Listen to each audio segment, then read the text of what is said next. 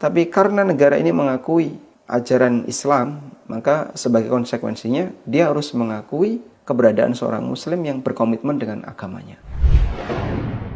Open Mic ANB. Ustaz, kita nih mau ngobrolin tentang jilbab, Ustaz.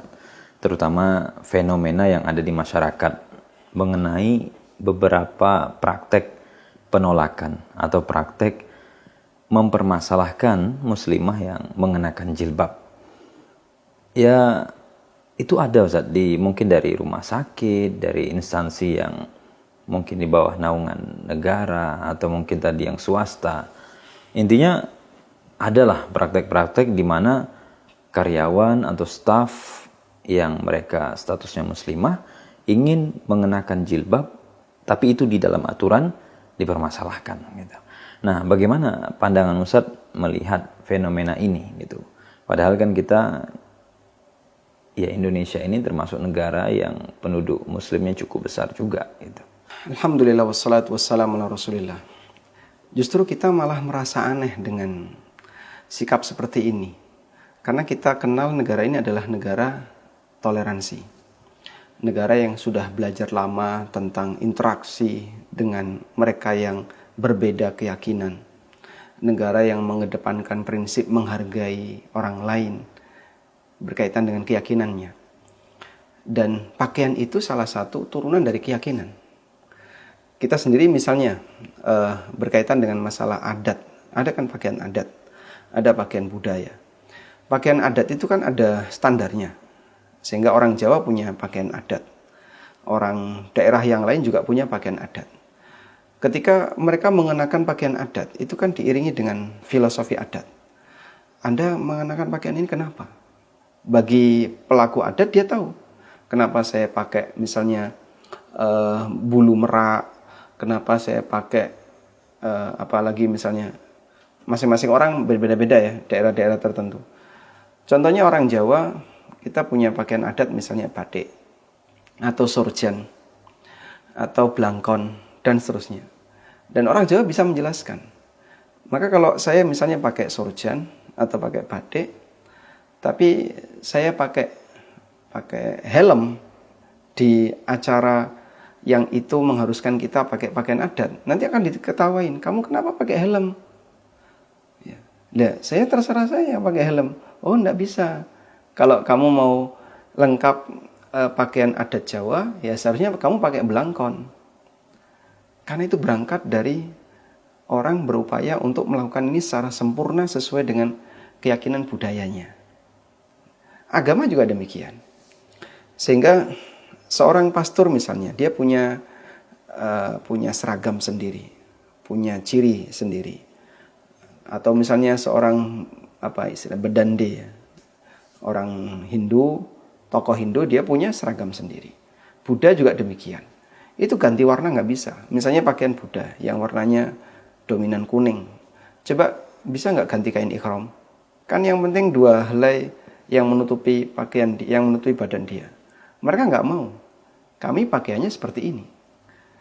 Jadi kita seharusnya paham kalau masing-masing penganut agama itu punya ciri khas pakaian. Sehingga seorang muslimah yang dia meyakini jilbab itu wajib, seharusnya kalau dia tahu ini muslimah, maka saya hargai dia sebagai muslimah. Kenapa dia dipermasalahkan ketika pakai jilbab?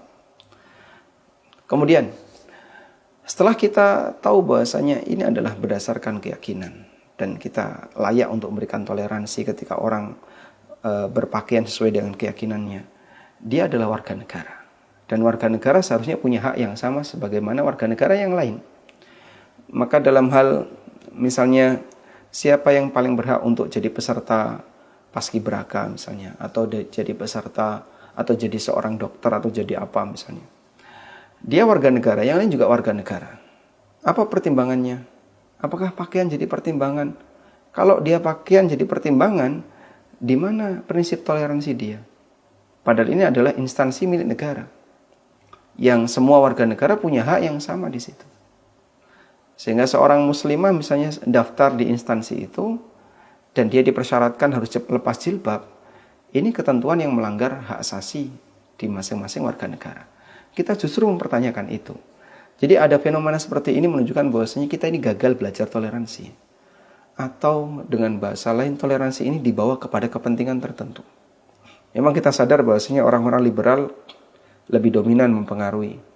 Tapi orang liberal yang selalu meneriakkan toleransi, mereka sendiri sebenarnya melakukan praktek intoleran. Dan kita bisa lihat pendangkalan akidah yang mereka lakukan adalah gimana caranya biar kaum muslimin ini digeser, ya, sehingga tidak diberi ruang yang sama sebagaimana mereka yang anti-Islam atau yang fobia terhadap Islam dan seterusnya.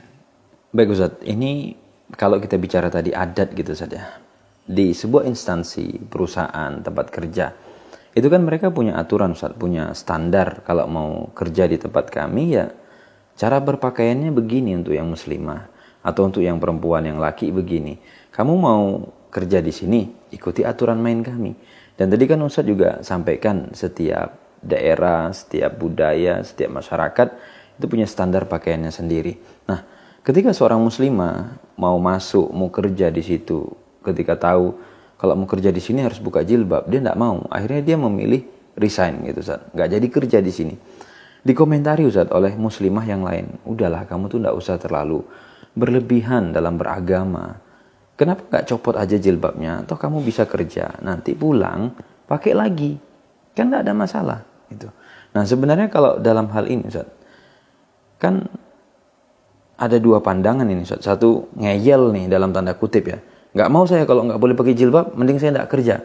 Yang satu lagi lebih luas gitu Ustaz, lebih dalam hal ini ya lebih terbuka mungkin gitu kan. Mana yang kita benarkan Ustaz? Ini sama-sama muslimah, cuman cara pandangnya berbeda. Artinya kan harusnya agamanya sama, rujukannya sama, mestinya satu suara dong Ustaz. Tapi dalam kasus ini ternyata mereka berbeda. Menurut Ustaz gimana? Ada pemain, ada penonton ya. Ini kasusnya ada orang melakukan aktivitas tertentu lalu penonton memberikan komentar.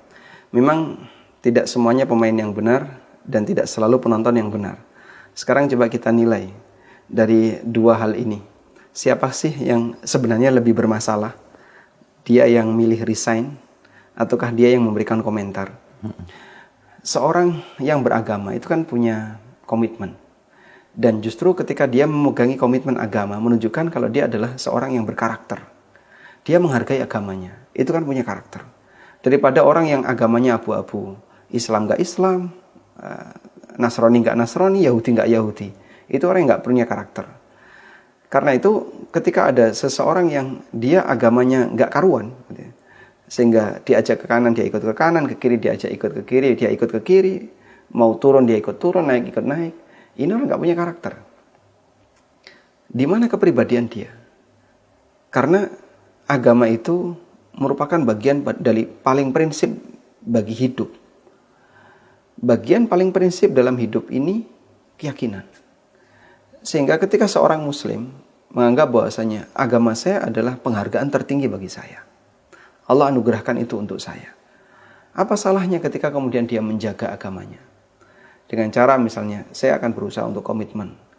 Agama saya bilang boleh, saya akan bolehkan. Dan agama saya ketika bilang dilarang, saya akan menghindarinya. Karena sesuai dengan komitmen dia dalam beragama. Kita sama-sama menilai orang yang punya agama yang sama. Seorang muslimah dengan muslimah yang lain. Karena dia sama-sama muslimah, berarti seharusnya kita nilai dari sisi komitmennya. Dari dua orang ini siapa sih yang lebih menjaga komitmen? Yang dia lebih milih resign karena di instansi itu tidak diperkenankan pakai hijab misalnya. Ataukah dia yang berkomentar, udahlah kamu jadi orang jangan terlalu fanatis terhadap agama, jangan terlalu serius dalam masalah agama, sampai dikatakan mabuk agama dan seterusnya. Ini yang lebih berkomitmen yang mana? Ini wanita yang dia komentarnya sifatnya justru pendangkalan dalam masalah agama, ataukah dia yang menjaga aturan agama?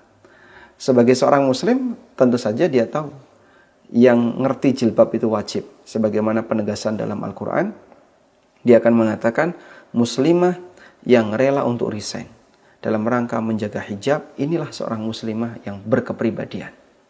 Dia punya karakter, dia punya prinsip, menjaga prinsip. Sementara yang satunya ini nggak bisa menjaga prinsip.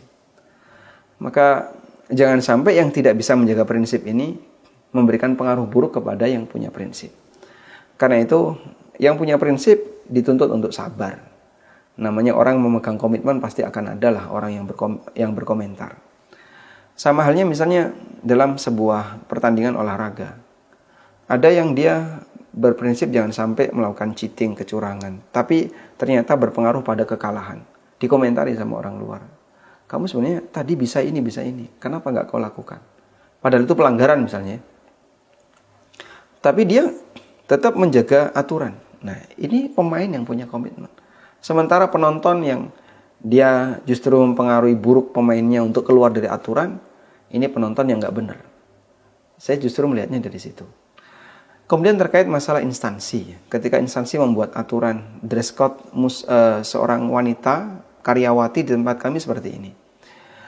Kita perlu melihat, ini instansi swasta atau instansi pemerintah.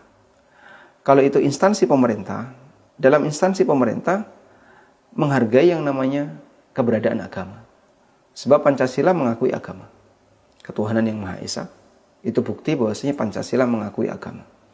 Dan agama di negara kita diakui sekian agama. Ada 6 ya. Tambahannya adalah Konghucu. Jika Islam sebagai salah satu agama yang diakui, berarti kan konsekuensinya negara harus memberikan ruang bagi kaum muslimin untuk menjalankan agama Islamnya. Kalau kemudian dalam Al-Quran tertuang teks bahwasanya jilbab itu wajib, dan dia sebagai seorang muslimah, maka seharusnya instansi pemerintah tidak boleh melarang dong seorang karyawati yang merupakan warga negara Indonesia memakai jilbab, memakai hijab. Karena dia menjalankan sesuatu yang dilindungi oleh agama, dilindungi oleh negara, yaitu agama. Sehingga apa salahnya ketika dia melakukan hal yang dilindungi oleh negara? Kecuali kalau negara ini anti agama, yang kemudian tidak ada pengakuan terhadap agama Islam, anggaplah misalnya. Itu dia mungkin punya alasan yang kuat. Kami tidak mengakui ajaran seperti ini. Tapi karena negara ini mengakui ajaran Islam, maka sebagai konsekuensinya dia harus mengakui keberadaan seorang muslim yang berkomitmen dengan agamanya. Nah, adanya perbedaan pendapat antara tokoh satu dengan tokoh yang lain, itu urusan kaum muslimin. Sementara negara mengayomi semuanya. Sepanjang dia punya keyakinan bahwasanya ini wajib dan itu didukung dengan dalil yang kuat, alasan yang kuat, bahkan secara rasional itu diterima, maka seharusnya negara menghargai. Baik Ustaz, mau konfirmasi Ustaz kaitannya dengan yang nomor 2 tadi. Berarti kalau ada muslimah Ustaz, dia ngelamar kerja, diterima, di wawancara terakhir itu dibilang, kamu kalau kerja di sini gak boleh pakai jilbab ya. Berarti kesimpulannya dari penjelasan Ustaz yang kedua tadi, apakah benar si muslimah ini harus toleransi Ustaz dengan aturan perusahaan atau aturan instansi? Ya udahlah, enggak apa-apa Pak. Kalau memang aturannya begitu ya saya siap sudah copot jilbab dalam rangka gitu kan ya, respect kepada aturan dalam rangka tidak ingin mengecewakan perusahaan dan yang lain. Atau seperti apa Ustaz kesimpulannya dari poin 2 tadi Ustaz? Justru yang perlu kita pahami adalah terkait hakikat dari toleransi itu. Sebenarnya yang ditoleransi itu apa sih? Aturannya ataukah hak asasi manusianya? Kita tentu paham bahwasanya toleran itu adalah bagaimana kita berinteraksi dengan orang lain dan menghargai hak asasi orang itu. Salah satunya misalnya agama. Masih ada hak asasi yang lain. Karena itu ketika orang memaksa orang lain yang melanggar hak asasinya, berarti kan sebenarnya itu nggak toleran. Baik. Nah sekarang kita bicara masalah aturan tadi. Di negara kita itu kan mengakui hierarki hukum, di mana hukum yang lebih tinggi dia tidak boleh dibatalkan dengan aturan yang lebih rendah. Sehingga kalau ada hukum nasional, lalu ada hukum adat. Nah, hukum adat ini tidak sejalan dengan hukum nasional, maka hukum adat tidak bisa menghakimi orang yang mengikuti hukum nasional. Sebagai contoh, kasus di daerah A misalnya. Dia menganggap bahwasanya budaya kami melarang orang untuk sholat. Kami melarang orang untuk sholat misalnya. Sehingga kalau ada orang yang sholat, maka kami akan serang dia. Kami akan musuhi dia dan seterusnya. Sementara seorang muslim punya hak untuk sholat dimanapun dia berada di semua wilayah Indonesia. Bisa nggak kemudian dengan prinsip budaya tadi, dia mengklaim ini adalah budaya kami melarang orang untuk sholat. Itu dipakai untuk merusak masjid misalnya, atau mengusir orang yang sholat. Padahal itu bagian dari bumi Indonesia. Sementara Indonesia mengayomi semua agama yang diakui di bawah negara ini. Tentu saja ini tidak berlaku. Karena itu kalau ada aturan perusahaan tertentu, kita bicara aturan perusahaan swasta yang dia punya ketetapan dan itu melanggar norma agama yang diakui oleh negara ini, pemerintah punya hak untuk menertibkan.